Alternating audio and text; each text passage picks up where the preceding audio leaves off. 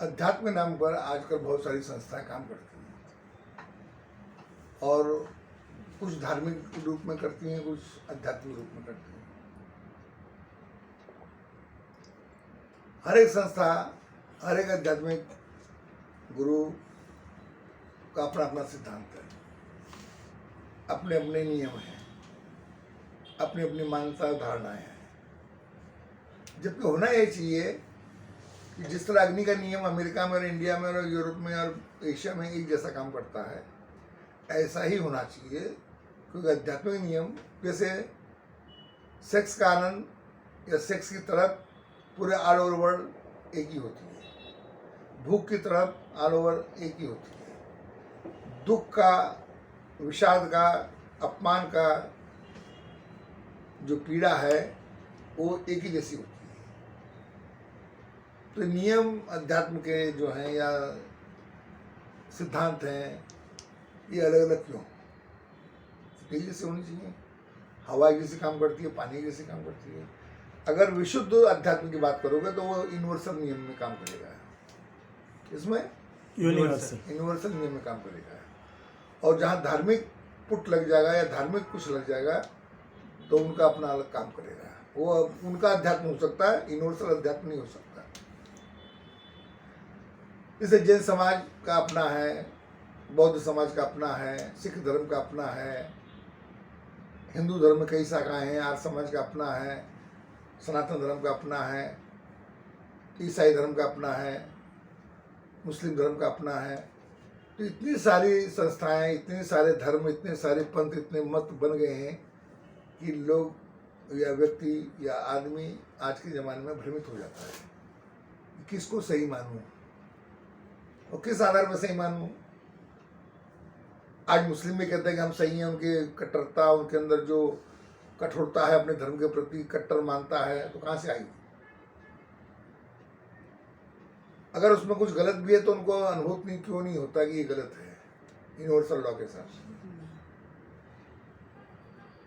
जो मांसाहार खाते हैं उनको शाकाहार से द्वेष होता है, शाकाहार को मांसाहार से द्वेष होता है।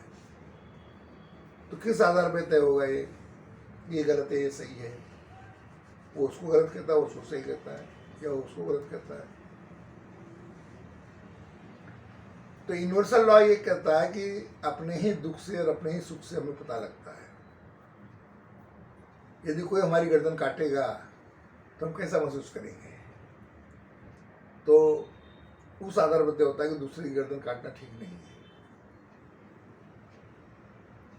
जब कोई तुम्हें दुख देता है तो तुम्हें पता लगता है कि दुख देना कितना गलत है किसी को। तुम्हारा जो अपमान होता है, उस अपमान से तुम्हारे अंदर जो पीड़ा पैदा होती है, तो तुमको पता लगता है कि किसी का अपमान नहीं करना चाहिए। तो ये तो पूरा यूनिवर्सल लॉ पर आधारित है।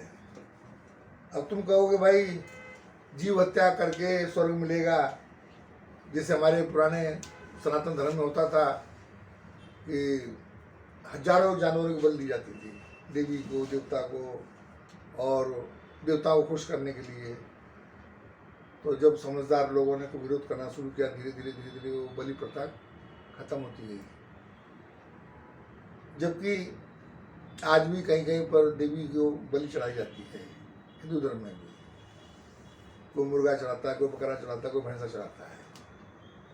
तो ये सब कल्पनाएं हैं, ये धार्मिक पंथ मत की मान्यता है, ये अध्यात्म नहीं है। अध्यात्म जो है वो तत्व ज्ञान पर आधारित होता है। किस पर? तत्व ज्ञान पर आधारित होता है, प्लस सत्य पर आधारित होता है, प्लस यूनिवर्सल होता है।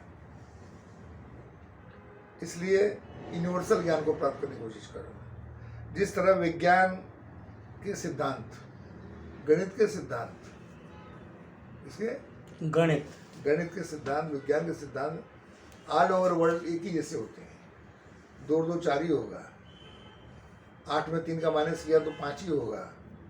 ये अदला बदली नहीं हो सकता है। तो उसी प्रकार जो ज्ञान हम प्राप्त करते हैं वो पूरा यूनिवर्सल एक होना चाहिए। और यूनिवर्सल के आधार पर, कसौटी पर ही कस के आपको लगेगा कि आपका सिद्धांत या आपकी मान्यता या आपका बोध, आपकी बात सत्य है। सत्य हृदय से स्वीकार होना चाहिए। किससे? हृदय से। तर्क से नहीं। तर्क तो सिर्फ एक जरिया बनता है, एक आधार बनता है कि आप उसको पकड़ लो या उसको पहचानो, वो समझो। कुतर्क और तर्क में फर्क नहीं पड़ता जल्दी, लोग कुतर्क को सही मान लेते हैं। मैं किसी धर्म विशेष का नाम नहीं ले रहा हूँ, नहीं मैं किसी जात का नाम ले रहा हूँ, पर समझने की कोशिश करो। सामाजिक तौर पर, धार्मिक तौर पर गलतियाँ भी बहुत हैं, अफवाहें भी बहुत हैं और गलत धारणाएं भी बहुत हैं।